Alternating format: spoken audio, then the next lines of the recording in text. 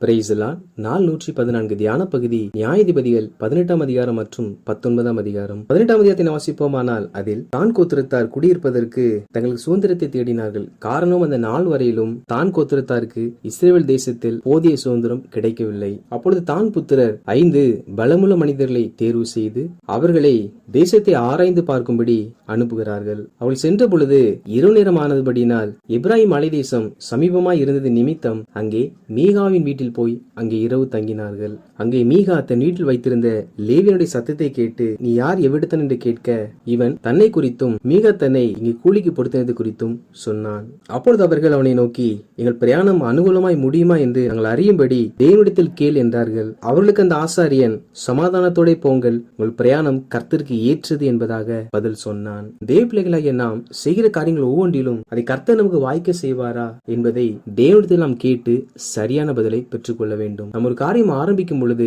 ஆண்டவரே, இதை செய்வது உமக்கு சித்தமா, இவர்களை செய்தால் நீர் எங்களுக்கு துணை நிற்பீரா, தேவனுடைய பார்வைக்கு ஏற்றதா என்பதை நாம் கேட்டு அறிந்து கொண்டு பின்பே நாம் அதை செய்கிற தேவ பிள்ளைகளாய் காணப்பட வேண்டும். தான் கோத்திரத்தில் இருந்த அந்த 5 பலவான்களும் அப்படி கர்த்தரிடத்தில் விசாரித்தார்கள். அப்பொழுது அந்த 5 மனுஷரும் புறப்பட்டு லாயிசுக்கு போய் அதிலே சீதோனியரை போல அந்த வழக்கத்தின்படியே பயமில்லாமல் அமைதியாக சுகமாய் இருக்கக்கூடிய ஒரு ஜனங்களை கண்டார்கள். அவர்களை ஆளுகை செய்ய எந்த ஒரு அதிகாரியும் இல்லை. அவர்கள் சீதோனியருக்கு மிகவும் தூரமானவர்களாய் இருந்தார்கள். அந்த ஜனங்கள் எந்த ஜனத்தோடும் பகை இல்லாமல் இருந்தார்கள். இந்த காரியங்கள் எல்லாவற்றையும் அறிந்து கொண்ட பிற்பாடு அந்த 5 பேரும் வந்து, எழும்புங்கள், அவர்களுக்கு விரோதமாய் போவோம், வாருங்கள் என்று தன்னோடு இருக்கிறவர்களுக்கு சொன்னார்கள்.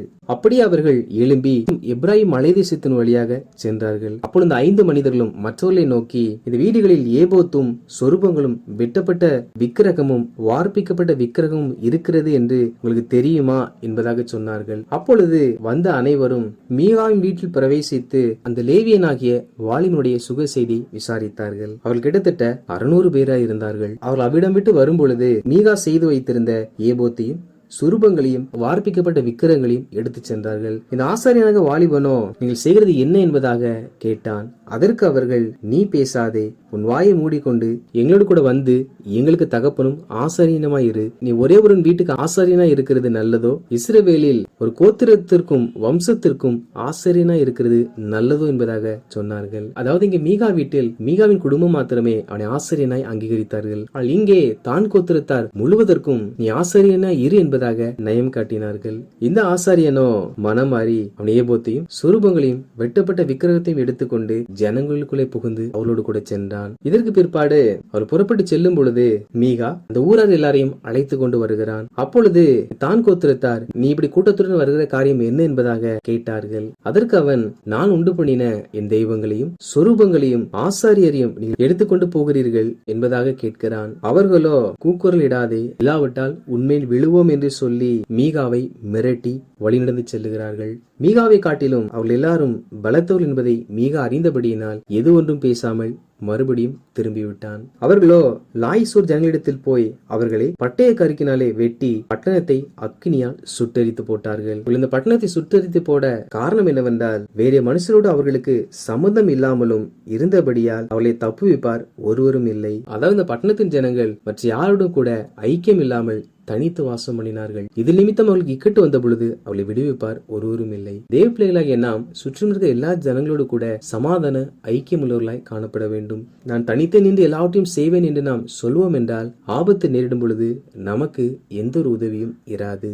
இவர்கள் இந்த பட்டணத்தை கட்டி கொண்டு அதற்கு தங்கள் கோத்திர பிதாக்களுடைய நாமத்தின்படியே தான் என்பதாக பெயரிட்டார்கள். 19ஆம் அதிகாரத்தை வாசிப்போமானால் அதில் எப்ராயிம் மலை தேசத்தின் அருகே ஒரு லேவியன் இருந்தான். அந்த லேவியன் யூதாவில் உள்ள பெத்லகேமில் உள்ள ஒரு ஸ்திரியை தனக்கு மறுமனையாட்டியாக ஏற்றுக்கொண்டான். அவள் அவனுக்கு துரோகமாய் விபச்சாரம் பண்ணி அவனை விட்டு யூத தேசத்து பெத்லகேமில் இருக்கிற தன் தகப்பன் வீட்டிற்கு சென்றாள். 4 மாதத்திற்கு பிற்பாடு அந்த லேவியன் அவளை அழைத்து வரும்படி செல்லுகிறான். அந்த ஸ்திரீயின் தகப்பனோ தன் மருமகனை சந்தோஷமாய் ஏற்றுக்கொண்டான். காரணம், அவனிடத்தில் எந்த ஒரு பிழையும் இல்லை.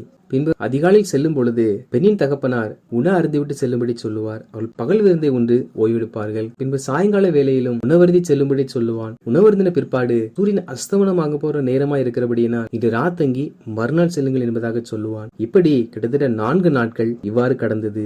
5ஆம் நாளிலும் பெண்ணின் தகப்பன் இவ்வாறு செய்தான். ஆனால் இந்த லேவியனோ அன்று மாலையில் ராத்தங்க மறந்து இல்லாமல் கழுதின் மேல் சேனம் வைத்து புறப்பட்டு போனான். அவள் எபூசுக்கு சமீப சமீபமாய் வந்தபோது இந்த லேவியுடைய வேலைக்காரன் பொழுது போகிறது, எனவே எபூசியர் இருக்கிற இந்த பட்டணத்திற்கு போய் அங்கே ராத்தங்குவோம் என்பதாக சொன்னார்கள். ஆனால் அந்த ஆசாரியனோ இஸ்ரவேல் புத்திரர் அல்லாத மறுஜாதியர் இருக்கிற பட்டணத்திற்கு போகப்படாது, அப்பாலே கிபியா மட்டும் போவோம் என்பதாக சொன்னான். இதில் எபூசியர் கிபியாவின் குடிகள் 2 ஜனங்கள் இருக்கிறார்கள். எபூசியர் மெய்யான தேவனை அறியாதவர்கள், கிபியோனியர்கள் இஸ்ரவேல் வம்சத்தார் மெய்யான தேவனை அறிந்தவர்கள். வேலைக்காரனோ சமீபமாய் இருந்த இடத்திற்கு செல்லும்படி சொல்லுகிறான். ஆனால் ஆசாரியனோ தேவன் அல்லாதவரிடத்தில் நாம் தங்காதபடிக்கு தேவனுடைய பிள்ளைகளோடு கூட நாம் போய் வாசம் பண்ணுவோம் என்பதாக சொல்லுகிறான். இவ்வாறு வேறு பிரித்து பார்க்க காரணம் என்னவென்றால் அவன் ஒரு லேவியன். அப்படியே இவர்கள் கிபியாவுக்கு சென்றார்கள். ஆனாலும் அங்கே இவர்களை சேர்த்து கொள்ள எந்த ஒரு நபரும் இல்லை. எனவே அவர்கள் வீதியிலே உட்கார்ந்தார்கள். அந்த நேரத்தில் வயலில் வேலை செய்து முடித்து மாலையிலே வீடு திரும்புகிற ஒரு வயதான கிழவன் இருந்தான். அந்த கிழவன் எப்ராஹிம் மலை தேசத்தான். ஆனால் கிபியாவின் குடிகள் நடுவே அவன் வாசம் பண்ணி கொண்டிருந்தான். அப்பொழுது அந்த கிழவன் ஆசாரியனை குறித்து விசாரிக்கிறான். அதற்கு அந்த ஆசாரியன், நாங்கள் யூதாவில் உள்ள ஊராகிய பெத்லகேமில் இருந்து வந்து எப்ராஹிம் மலை தேசத்தின் புறங்கள் மட்டும் போகிறோம். நான் அவ்விடத்தான் யூதாவில் உள்ள பெத்லகேம் மட்டும் போய் வந்தேன். நான் கர்த்தருடைய ஆலயத்திற்கு போகிறேன். இங்கே என்னை வீட்டில் ஏற்றுக்கொள்ளுவார் ஒருவரும் இல்லை. என் கழுதைகளுக்கு வைக்கோலும் தீவனமும் உண்டு.